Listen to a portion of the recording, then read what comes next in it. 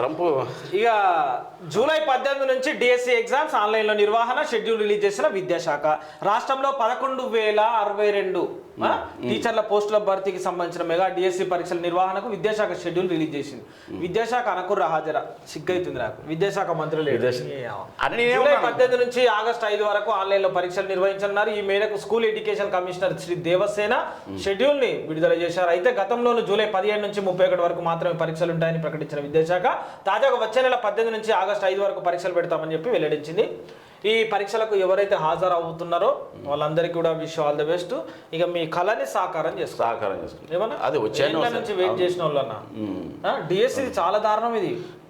Mega DS అన్నాడు, DS వేసిండు, mega DS అన్నాడు. ఇప్పుడు ఇక్కడ గవర్నమెంట్ జాబర్స్ పిల్లలు కానీ రాజకీయ నాయకుల పిల్లలు కానీ గవర్నమెంట్ స్కూల్ వేయండి, అప్పుడే డెవలప్ అవుతాయి. ఇక చిన్న పిల్లలు మాట్లాడారు ఈయనండి, వాళ్ళ చిన్న వీడియో వేసారు.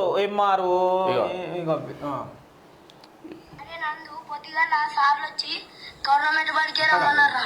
అవునా, పొద్దుగాల మా ఇంటికి వచ్చి అరే నందు పొద్దుగాల సార్లు వచ్చి గవర్నమెంట్ బడికి రమ్మన్నారా? అవునా, పొద్దుగాల మా ఇంటికి వచ్చి మా అయ్యకు గట్లనే చెప్పిడు. అరే మనల్ని రమ్మంటారు గాని సార్లు వాళ్ళని కొడుకులని బిడ్డల్ని గవర్నమెంట్ బడికి తోలుతారా?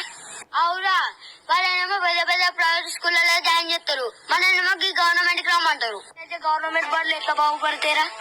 ఫస్ట్ సార్లు మారితేనే ఈ స్కూల్ మారుతాయిరా. చూసిరా ప్రజలరా, చిన్న పిల్లలు గవర్నమెంట్ బడిలాగా పంపించాలి మీ పిల్లల్ని అని చెప్పేసి ఏమో గవర్నమెంట్ సార్లు అంటారు, స్కూళ్ళకు సంబంధించిన టీచర్లు. రెండవది, ప్రభుత్వ పాఠశాలలను ప్రైవేట్ పాఠశాలలకు ధీటుగా 100 కోట్ల రూపాయలను విద్యాశాఖకు ప్రకటించి హెచ్చించి మంచిగా మెరుగైన విద్య అందేటట్టుగా చూస్తున్నామని చెప్పి ప్రభుత్వం అంటది.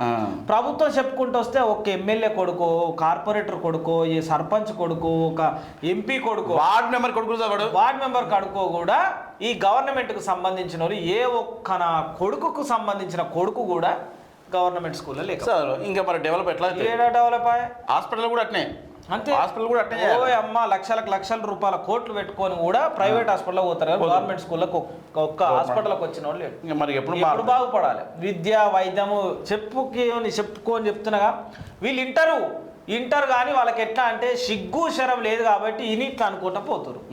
అది పరిస్థితి. మారాలి.